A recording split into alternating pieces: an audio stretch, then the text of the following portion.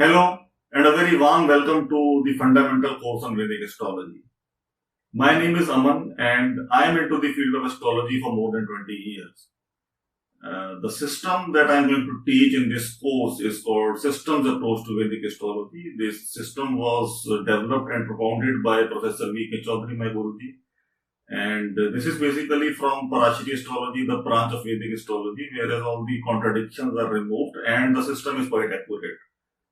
I have been following systems approach for a couple of years. I would say for entire my life till yet, and for 20 years, more than 20 years, and excellent results I have found, and that's what I expect all of my students also to, get the accurate results. And I urge all of you to also go through a couple of books by Professor Chaudhary if you are really interested into learning astrology. And the basic idea of developing this course came from the fact that there are this particular stream or astrology has earned bad name and only because of a couple of people who do the business of fear and greed. So my intent is basically to guide and teach almost everyone on this planet to number of people during my lifetime, whatever I can do, and so that people can go through or analyze their own horoscope. They find out what's correct, what's wrong, what remedies needs to be done, and they do not fall prey to the to such people who do the business of fear and greed. So, I don't want to go into much details, these kind of details. At the very beginning of the course, because then it's going to be an endless debate.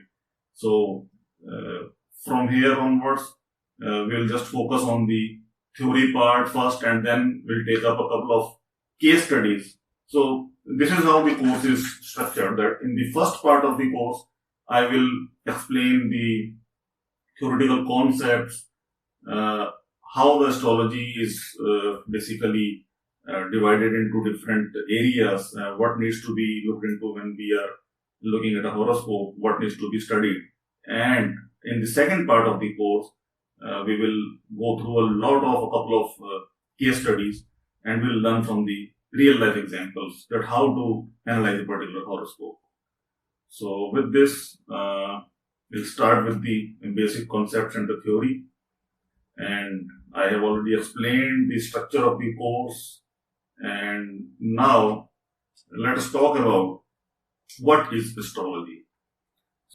So, now the question arises that what is astrology? Now, if we go by the definition or the bookish definition of astrology, or the Wikipedia or the other things on the net, what we get is that astrology is the study of the influence that distant cosmic objects, usually stars and planets, have on human lives.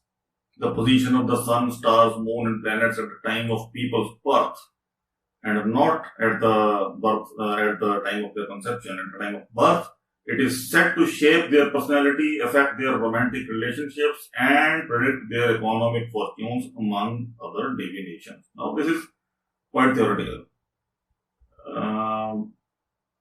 Let me explain it in a layman's words. That the planets around us, around Earth, they have their effect on us. Now, let us take an example of Moon. Moon is very near to Earth, and it basically affects all the humans. Even in the sea, we can clearly see its effects. And human body is more than 70% in water, so definitely on the water, on the human mind or the human psychology is covered by Moon. That's what we have been listening and reading a lot of places. Now, you may question that why and how all these planets or all these celestial bodies affect us. So, I would say that this understanding that planets affect us or the planets govern our lives, this is a bit confusing, or I would say this is a bit misaligned. So the fact is that planets do not affect us. planets do not affect us positively or negatively. They only forewarn us about the upcoming happy or unhappy event in our life. Now, when we take birth, when the humans take birth, we come to this earth with our previous karmas. That's what the Hindu mythology is all about the karma theory. So, we take birth, or the humans take birth based on the previous karmas. However, the human being that takes birth on the earth, along with their karmas, they also bring one master key along with them. And that master key is called free will.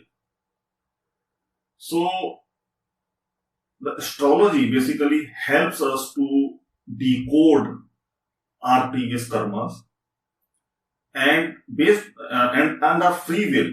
That basically tells that how to respond to a particular situation, to a particular event. Now, let's take an example of a particular person who comes to an astrologer and asks that when am I going to get the job? Now, the astrologer will look at his horoscope and will find out, okay, what is the position of the 6th house or the 2nd house. You will learn all these terminologies of the houses or the sign and planets that we will come that will take up in the upcoming chapters. That what is the strength of all these houses or all these planets, and what are the weaknesses, what is the time period or the dasha is going on, and what the transit says about a particular person with respect to the job. Now, the astrologer says that, okay, the situation seems to be good because the upcoming dashas are of the favorable planets. So there are high chances that you will get a good job, say within next 3 months. So that's the indication coming out of his horoscope. Now, what will happen if that person does not apply to anywhere? He even does not make the resume and does not apply anywhere. Will he get a job? No. This is not how the universe functions. So that's where the person's free will actually comes into the place. Now, if by only knowing from the astrologer that, okay, my horoscope has good indication that I will definitely get a job in next 3 months, and he applies his free will in a way that he does not prepare the resume, he does not apply anywhere, he will not get the job. So it is our indication coming out of the horoscope, the upcoming challenging or good time, along with our free will, that how we react to a particular situation, how we make use of the time. Now, the person should actually make use of the upcoming favorable planetary position. That the time is going to be favorable for say 3 months. I should put in extra efforts. I should apply at say 100 places rather than applying at 30 or 40 odd places. Definitely you will get a good job. Now you will say where the astrology comes into the place. Based on the astrology, the astrologer could tell, or the person, if he has the knowledge of astrology, he can find out, okay, the challenging time has already gone, I have already paid up to that, and the good time is coming, I should make use of it. Or let's take another example. For example, there is a person who daily leaves for the office at 8 o'clock. And he has a car, and there is a driver for that car who basically drives that car and takes this gentleman to the office daily at 8 o'clock. Now, one fine day, the driver, due to some reason, he got delayed by say 15 minutes. Now, this gentleman is now getting late to go to the office. Now, when the driver reaches at his place, this person has now 2 options. That how does he react to that particular situation? Either he will get mad on the driver, that why are you late? Or he understands that, okay, it's life, the person may got stuck somewhere and he just ignores it and goes to the office with the calm mind. So that's where his free will actually is coming into the picture. Now, if he gets mad on the driver and he utters some bad words to him that why are you late, or some kind of heated argument, the driver will definitely get some bad impact on his subconscious. Sooner or later, that will play its role in the upcoming time. Now, let's look at it from the astrological perspective. If this gentleman, for example, has a Cancer ascendant, or he has Saturn as an unfavorable or malefic planet, and he has this understanding coming out of astrological reading or study that if the Saturn is unfavorable or otherwise as well, the working class people should be treated well. If not, then definitely he is spoiling his Saturn, and Saturn is called Karm Phal Data. So he will definitely give the fall of his karmas or the fruits of his karmas, either good or bad. So if this gentleman has this kind of understanding coming out of astrology, that he should make his or always keep his servants or the working class people happy and should not behave badly with them, should always be treating them well, should not be very egoistic. And if he has that kind of understanding, and that's basically based on that knowledge, he applies his free will and let that particular minor event go like that. Definitely his servants, his working class people, all those people will remain happy from him, and he will have good time in the future as well. So the karma theory and free will, they go hand in hand. So this particular example I have mentioned in my ebook as well, that you will definitely get. I urge you to read that as well. So this is how basically astrology helps us. No planet will come down on the earth and help you getting a job or help resolving your issues. It's you who will go and live your life the way you want it, or the way your previous karmas force you, or let me put it in other words, that based on the previous karmas, you will be given different options or different circumstances in your life on which how do you respond to. So this is how the astrology really helps us. And in astrology, we basically look at the natal chart, where the horoscope of individuals are studied. There are instances when people do not have their birth details available. For example, someone will have the date, month and year. Date of birth is available, but time is not very accurately available. So in that case, we go for the Prashna or the horary astrology. And the astrology that is performed for countries or at the larger, say, mundane level, that is called mundane astrology. So moving forward, we will now take up the applications of astrology. So the astrology basically is applied to understand the behavioral traits of self and others, that how a person is going to what kind of behavior that person will have, and how will he treat others in his life, how will be his relationship with others, and how the person's marital life is going to be, how the person's professional life is going to be. And there are business applications of astrology as well, that a particular person is going to be into which kind of business line. That's one thing. Moreover, if, for example, a person is starting a business, and then the business start date will also be studied. It can also be studied, and the business, or say the organization, will also have a chart at the time the company was registered or the business was started. That would also indicate ups and downs of that particular business. If it's a partnership business, naturally both the partner's chart also matter and the company's chart also matter. It may happen that some people do not have that kind of detail available, but now in this digital world, when we have the digital signature, when we have the digital registrations, date and time, everything is available. So another area is averting professional setbacks. Now, the person who is performing a particular job in a company or running a business itself is the term of uncertainty. So, businesses are all full of uncertainty.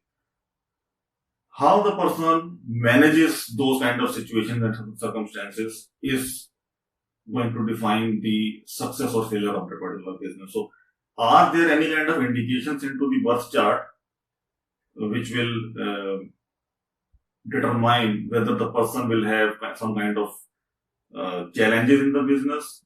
When those challenges will come based on the dashas, that can be identified looking at the horoscope. This is how the astrology will definitely help. Marital stability, as I already discussed. Relationship management, health management. There are a lot of indications in the horoscope which can tell that, okay, what kind of disease this person might have in his lifetime, whether it's going to be acute or chronic or a long-term or undiagnosed disease. When will that happen? What are the precautions that the person can take in the terms of astral remedies? So remedies are very important area of astrology. In the upcoming lectures of the chapters, you will definitely find a lot of case studies where the astrological remedies have really helped a couple of people, and they really do work. And how they work, we will take it up.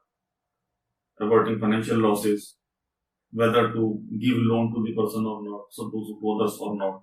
So, for example, someone has given lend money to someone, whether he should do this or not can be identified from the horoscope. It may happen that he has given money to someone and the money doesn't come back, or he has taken loan and he is not able to repay it. So, whether the person can repay the loan or he will not be able to repay, if he is into the investment area, whether he should go for stock market or not, or he should only go for the safe investments. All these kind of things can be analyzed from the horoscope that we will see in the upcoming chapter, that how to do that. And averting litigation and disputes, that's another strong area where astrology really helps. And definitely personal growth and learning. So these are few areas where astrology helps. And in addition to this, as I said, Prashna charts can answer all the questions. Mundane charts can guide countries and businesses as well. And as it's the saying goes that prevention is better than cure. So I would say that everyone must analyze their charts. It's like the immunization of a child. So the sooner you do it, better it is. Prevention, do the prevention, perform the astral remedies as a preventive measure, rather than performing them when you are already into the trouble. So now comes the major components of astrology. So basically there are signs which are 12 in number. There are houses. Those are also 12 in number. Then we have planets. Basically 7 plus 2. So total 9. Why I am saying 7 plus 2 will cover up in the next slide. Then there are planetary periods, or in other words we call it Mahadasha or Dasha or Mahadasha, Antardasha, Pratyantardasha. So this is how the divisions are done. Even in KP it goes up to Pranadasha. And then we have the concept of transit, the planetary position as of now. And what's the impact of today's transit or today's planetary position onto our natal position or the planetary position at the time of birth, and vice versa. Natal to transit, transit to natal. So in Hindi it's called Gochar. So as we said, that signs. So signs are 12 in number. It goes like this: that first sign in the zodiac is called Aries, then Taurus, Gemini, Cancer, Leo, Virgo, Libra, Scorpio, Sagittarius, Capricorn, Aquarius, and Pisces. And their Hindi names goes like Mesh, Vrish, Mithun, Kar, Singh, Kanya, Tula, Vrishchik, Dhanu, Makar, Kumbh, and Meen. Then there are 9 planets. I said 7 plus 2 because Sun, Moon, Mars, Jupiter, Venus, Saturn, Mercury. These are the main planets, and Rahu, Ketu are basically the shadowy planets. So they are the north and south node of the moon. because these are basically the 2 points where moon crosses the ecliptic. So the north node is called Rahu and south node is called Ketu. These are shadowy planets. And planets signify various things, and these significations are read in conjunction with their placement and ownership and their planetary period. So for Rahu Ketu, they will always remain 180 degrees apart. So a couple of points about these planets, that all the planets except Rahu and Ketu, they not only revolve on their own axis but also around the sun. Moon is the nearest to the earth and Saturn is the most distant from the earth. Sun and moon are never in retrograde motion. That is, they do not move backwards. Rahu and Ketu always move backwards. Planetary period and transit are the crux of analyzing a horoscope. Planets might signify a particular aspect of life, however, that signification can only fructify during a specific time period, when the planet's main or sub-period is in operation and transit also allows. That's a very important concept. That even though planet's dasha is going on, and if transit does not allow it, the event will not happen. So transit will always supersede the dasha, and in dasha, sub-period will have the 80% say in happening or say in fructifying an event. So moving forward, the reasons for problems in the life is basically the planetary weaknesses or the planet's placement in the malefic houses, and the malefic houses are 6, 8, 12, or the affliction to the planets, or the affliction to the houses, or the transit afflictions like natal to transit, transit to natal, or the person is going through the sub periods of malefic planets. So these are basic reasons that the people face a couple of problems in their life, and if the sub periods of favorable planets are going on, or there are less or no affliction in the chart, or the planets are in strength, the people enjoy their life, they have happy events in their life. And moving forward, planetary influences identification in a horoscope. Now, how do we identify the planetary influences in a horoscope? It's basically the placement of planets, that in which house the planet is placed, whether that house is strong or not strong, or the planet's influence on that particular house. Planetary conjunctions, whether 2 planets are conjunct, they are sitting near to each other, and if their impact is mutually beneficial or one is giving the malefic impact to the other planet.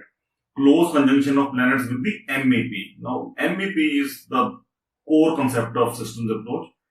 Most effective point. The rising sign, the rising degree, the degree of the ascendant is called the most effective point. In detail, we will definitely cover it in the upcoming chapters. So, as an introductory lesson, just understand that MEP is the degree of the ascendant.